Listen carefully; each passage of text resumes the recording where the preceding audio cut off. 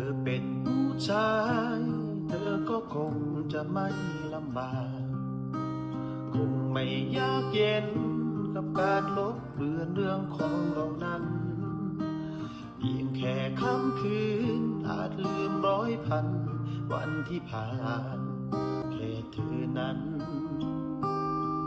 ได้พบใครอีกคนกับตัวฉันเองตรงข้ามกันกับเธอทุกอย่าง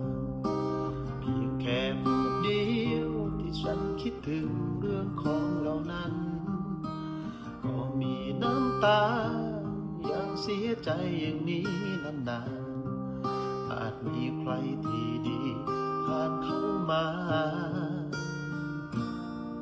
ก็ยังไม่ลืมบางคนที่คุ้นตาเธอคงไม่รู้ว่าผู้หญิงที่จริงแล้วลืมยากถ้าลองรักใครมาก็มักจะฝังใจอยากทำให้ได้เหมือนอย่างเธอไม่รู้วันไหนต้องรอถึงเมื่อไรหรือต้องรอถึงวันตาย